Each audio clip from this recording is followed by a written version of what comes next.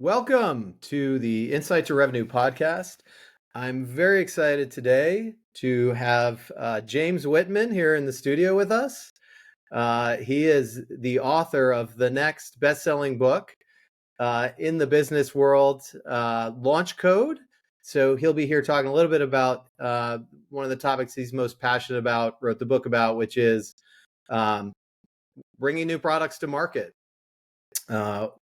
Why is it difficult? How do you get it right? And what's he learning? It's some of the best practices out there in the marketplace today. So James, very excited to have you on the podcast. Yeah, great to be here, Zach. Really excited to talk and be part of the Insight Revenue team. Thanks for coming.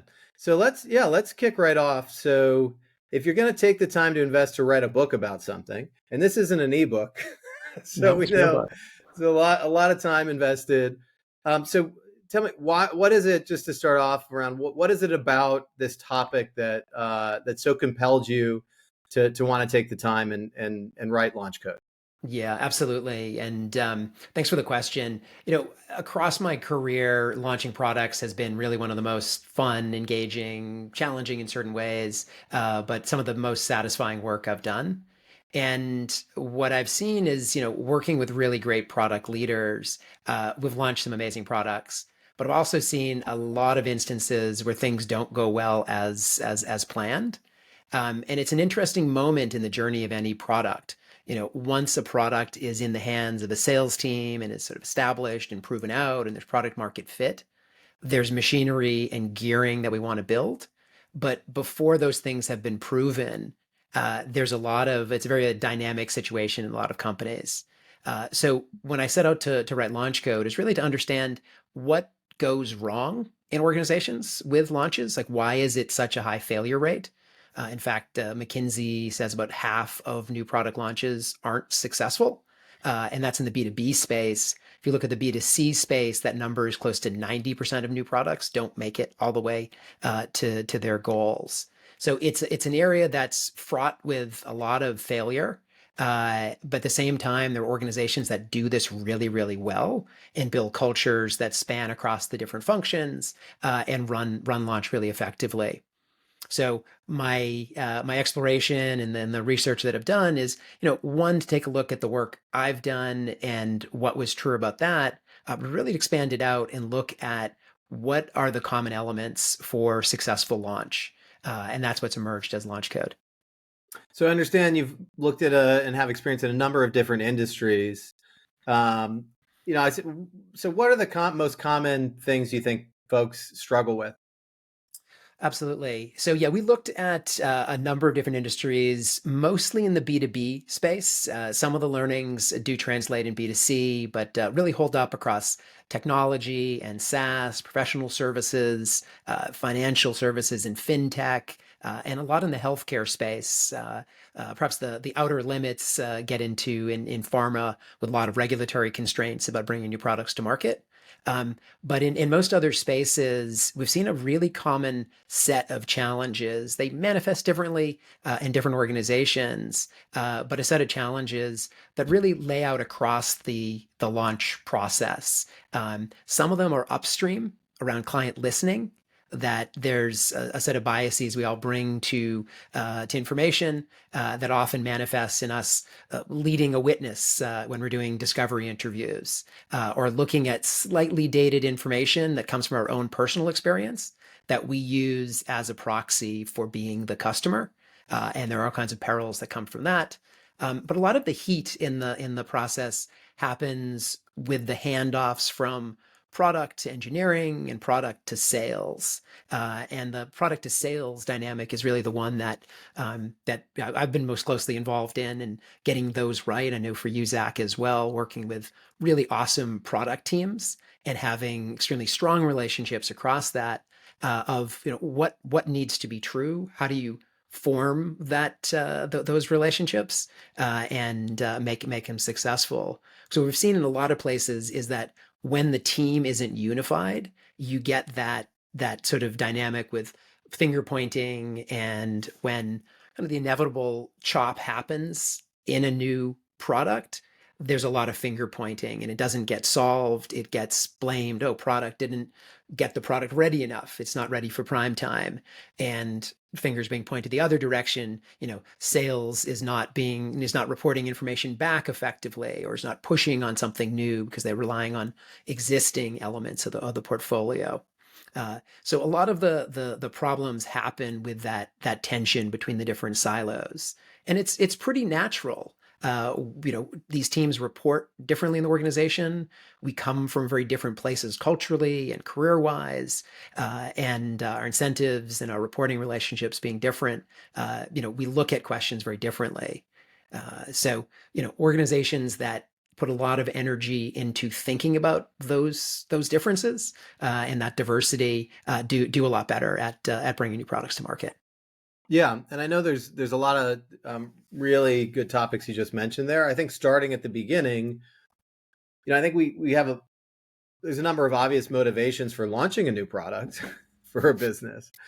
But I mean, we all can't be Apple and just lead the market to where it is. But there is an ethos of, actually that's where you should start the discussion and what are the emerging problems, and really start with that scalable problem statement. Where a lot of businesses in practical terms are looking, it's, hey, we need to. There's no way we're going to be able to grow our business if we don't, at some level, either go do new things in new markets, or we don't have more stuff to sell, right? Mhm. And so it starts, a lot of times it has to start from a very pragmatic place.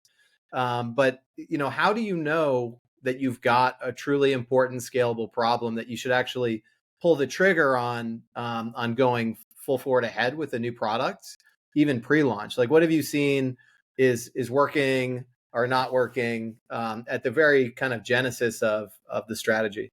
Yeah, absolutely. And there's a great body of work around portfolio refreshing and the criticality for growth of having a meaningful part of your product portfolio being new, and recognizing that products have a life cycle, and that as things are fading, you need to be introducing new elements there. Um, what we've seen as really critical run back to a lot of good product management best practices. And there's a fantastic body of work coming out of the product management space about how to do customer listening, customer discovery well. So the practices are not groundbreaking in many ways. They're well understood. They're practiced by many strong product managers, but at the same time, they're not executed effectively in a lot of instances. So the beginning is good client discovery. Have you talked to a wide sampling of your clients? Have you sliced the marketplace up and sampled across industries, sizes of companies, sophistication? So one of the practices that we saw actually comes out of the Sales Executive Council at CEB, a product line that you're intimately familiar with. When the Sales Executive Council launched, they very quickly got the top most progressive sales organizations as customers, and then hit a little bit of a roadblock. And it was really a pivot for the team to say, we need to sample not just the biggest, largest sales forces and most progressive teams, but what's the breadth of practice. And then this is true in any product line of how do you make sure your discovery is capturing the real breadth, and bringing that into your decision making. Because it's really easy to take a look at a small area of the market and then project out that this is true, really, really broadly. Yeah, and do you have any sense of, you know, emerging demand versus existing demand when it comes to looking at some of the successful case studies that you looked at? Is there a trend towards one side or the other as far as, do you give customers what they're asking for, or do you give customers what you really believe that they need? How often do you see the bet being placed on the right side, and which side normally wins in your experience? Yeah, it's an interesting question, and there's sort of a set of discussions. You mentioned Apple as a company that's really brought transformative products to market. I spent many years at a company that's now gone, but built a really great business at Polaroid. And again, these were founder-led, strong leaders who defined products. There's a often quoted, attributed to Henry Ford. If I was asked about producing cars, I would have asked for a faster horse. Customers don't know what they don't know. That's certainly a philosophy, but we've seen as built a consistent organizational growth. There has to be a disciplined process. It can't just be a kind of great person coming up with innovations. There has to be really a discipline around that. That said, you're absolutely right. The way individuals report their usage versus their actual behavior, there's often a very significant gap in that. So just asking questions about how you want to consume something isn't going to give you a true answer. I think it's really one of the powers of product-led growth companies Yeah. that really place the product at the front, put it in the hands of customers, and then really manage and monitor what usage really is. And product managers and engineers will often cite the problem of a feature that a customer really really says they want but then doesn't get usage. So it has to be a multifaceted, multi-threaded exercise. Those discussions and interviews, ride-alongs where you're really watching someone use your offering in the real world, and then monitoring what usage looks like. And those really are the companies that get it right more often than not. Yeah, it's and what they say they want versus what they're willing to pay for and the economics behind it, obviously big factors in the decision. Um, Now, given the time we have, there's a number of directions we could take, but I guess I'm really curious about MVPs at the end of the day. I think obviously there's a lot of discussion about rolling out, especially in the SaaS world, rolling out an MVP, and it's a blessing and a curse, right? Because how do you truly evaluate and set the right expectations and learn the right lessons based on what an MVP really is? And that's different in professional services as it is in. I'm sure there's a lot less of that happening in pharma because Hopefully of not. those. Hopefully less. Yeah. Yeah, exactly. So how do you think about the parameters around MVP, and have you seen that actually going over, leaning one direction versus the other is actually more likely to be successful? Yeah, absolutely. So one of the core principles that we've seen as really key to success is an iterative exercise where you're learning, your process improves for every launch, but once you start bringing a new product to a customer, that you allow some degree of flexibility, that it's not fully baked. And that there's your best, most real opportunity is when you move from asking somebody, hey, would you use something like this, to would you buy this real thing that has a price tag on it? Yeah. And that responsibility shifts to a sales team. It's a real step function change. There's a lot of risk when you're now coming out of the lab and bringing it to customers. And the best launches don't lock everything down. Perhaps it's an MVP and kind of a really stripped down beta version. That's really powerful. You're now testing real features with real clients. But regardless of where you place it in front of your client, you want to have it stay open. Even if it's a fully featured offering, you're now putting in the hands of a sales team. You want to have enough flexibility that you can make adjustments to positioning, to layout, to feature sets, and keeping the lab open is how we describe it, because it's products get better when customers use them and you learn directly from customers. So the MVP is a great way to do that, and certainly at the core of most lean product management approaches. Yeah. So thinking about the timelines, I know it's obviously different for many different types of products, but like, how do you gauge, for example, I know when you're first moving a product into the market and you talk about your beta groups and how many customers you need to really engage with before you try to really monetize what you're doing and scale it. Is there a magic number of reps or time, or is there a formula to based on how much you've invested in the product to make sure that when you're ready to shift into scaling mode? Yeah, it's definitely going to vary a lot in different industries. From a kind of readiness perspective, within launch code, the Assess phase is really all about that. What's the state of readiness? What's the competitive market? You know, who's the user, but who's the buyer? And what's our path to sale? And this is a dynamic that's often missed in product development journeys, is that great product, we talk to customers, there are users, we know how people are going to leverage it. We're going to roll it out as this beta at this level.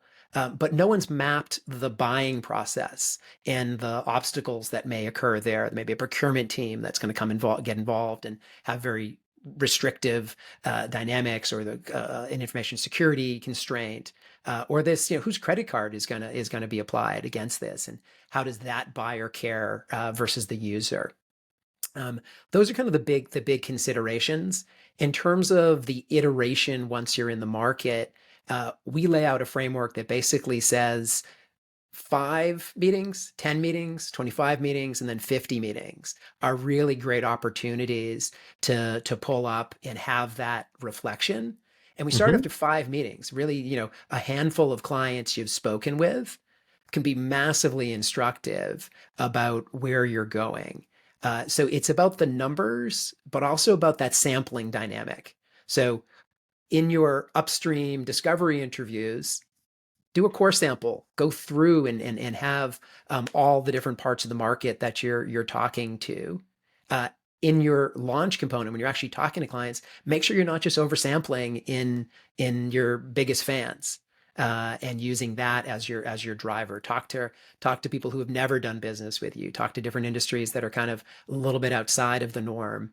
Big, small, different buyers within those organizations, so that you're drawing conclusions about this. Hmm. And one of the dynamics is definitely reducing the variables, because there's a lot to sort through when you launch something. What's a market factor? What's a product factor? What is this rep that I've put in the hands of? Is it a performance issue with that particular rep? So we recommend kind of controlling for as many of those variables as possible. So pick a mid senior level rep whose performance is really solid, so that if there are issues, you aren't it's not a question mark around, is this rep able to carry the product? Yeah, I think that's you teed up really a big point of discussion around, do you need a different sales team typically for a new product? I know that obviously if they're wildly different, but to what extent do you see, looking at the kind of law of averages here, that you should expect that you, rather than trying to transform, you should be really thinking early stage about recruiting, hiring, and going to market with a new team from the get go? Yeah, so our recommendation, and it's definitely a great discussion point, and we've seen strong models across a bunch of different areas. What we've seen is most successful, however, is like pulling from an existing team a handful of strong performers that can sell similar offerings. Typically we're doing an adjacent offering or a new customer set for an existing product, or an extension of something you're doing, but looking to reps that can perform. And we see that the companies that pick those people will have a kind of a launch squad, and for a period of time, I think 60 days, 90 days, this dedicated team is working the product, and they're kind of working out the kinks. They're getting the go to market figured out.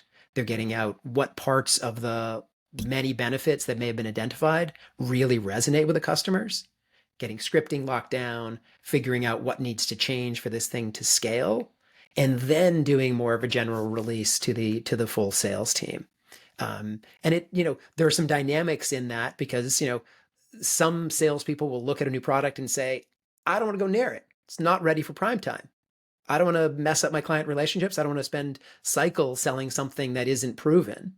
But we need sellers who are going to jump in, be enthusiastic about it, want to sell this thing, and help us iterate it with real market feedback. So this sort of is the approach to balance that. So we pick a couple of sellers who are enthusiastic. They figure it out. Their comrades on the sales team look at them and say, "Oh, this person is being successful. They're working through some of these challenges. I now really want this product in my bag. And we're creating demand within the sales team. Yeah. Now, how early should sales be involved, and in what way in the all of these stages? Um, even from the genesis of where the demand exists. Mm-hmm. Because we all know the common argument that a CEO is sitting in the middle of is, product's got its own roadmap of what the users really want. Sales is hearing things every day that the buyers want, and those connection points rarely happen. But Mm-hmm. is there sort of a flow or a balance that you see across these key stages where different groups take the lead, or should the product team really have the lead until the product is really out in the market being used by a certain number of people, and then it's scaling out?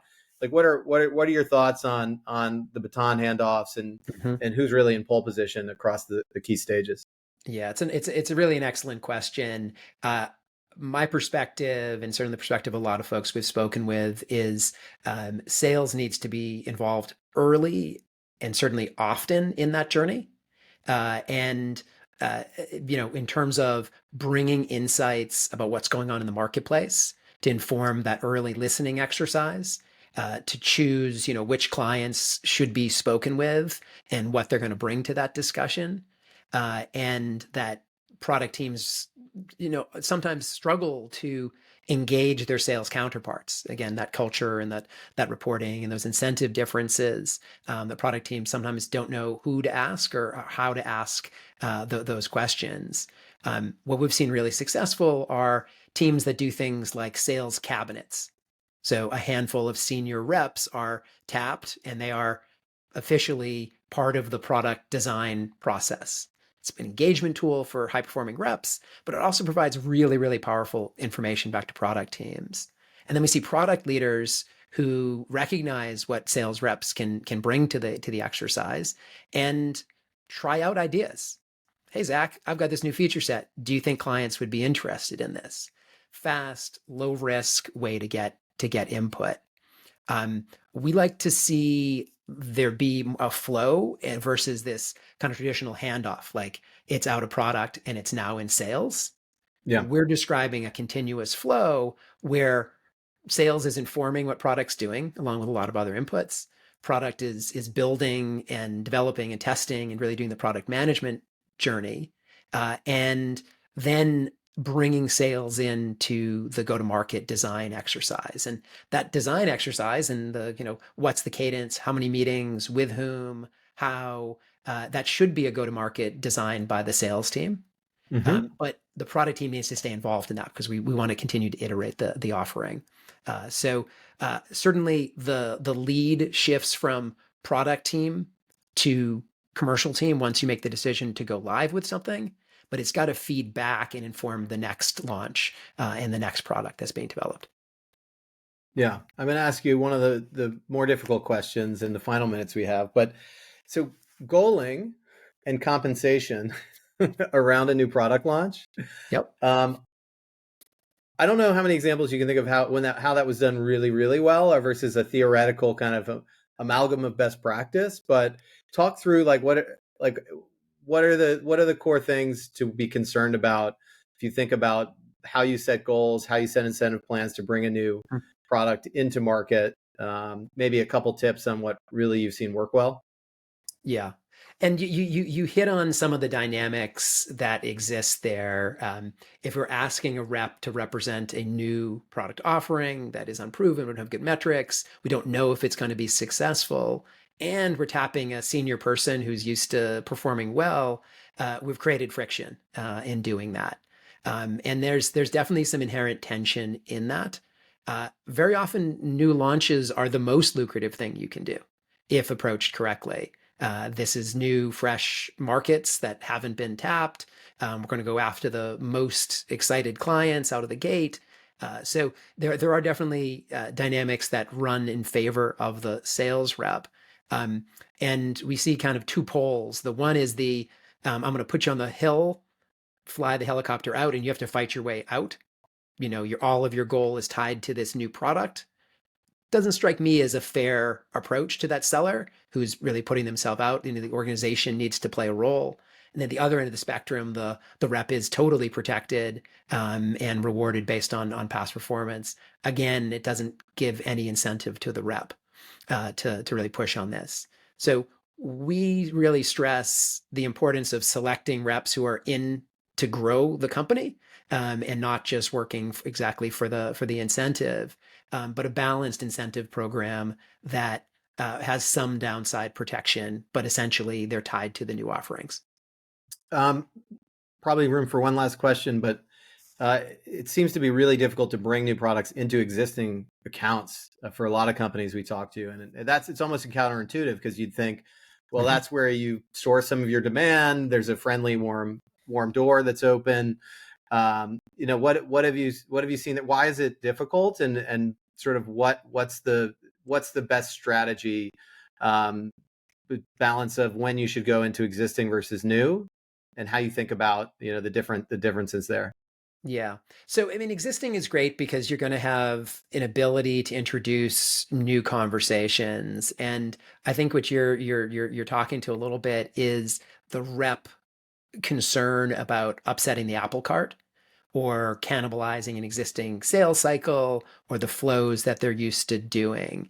So again, this runs to having reps that are comfortable doing more exploratory conversations with an existing client and framing up and saying, hey, this is something new. It's not fully baked. Wanted to bring you into the discussion. And it can be extremely powerful when you approach a client like that and you're not selling a fully baked solution, you're bringing them into the discussion. Really a best practice in there. And organizations that do that listening well at the sales end of the spectrum and recruit and train and to have their reps be part of the listening engine, get really better outcomes, and start to break down some of those silos. Yeah, awesome. Last question I know we want to get to is, when does it come out on the shelves? Absolutely. Will be published in May of this coming year. We are working with New Degree Press and finalizing many of the components of the book. We'll be rolling out many of the ideas and in discussions and workshops across the early part of the year, and then a physical book in May. Awesome. James, thanks so much for joining us. I can't wait to get an advanced signed copy of the You're on book the and list. see it when it's see it on shelves. Congratulations on all the work you've done in this space. It sounds like it's going to be a fantastic read. And thanks for joining us.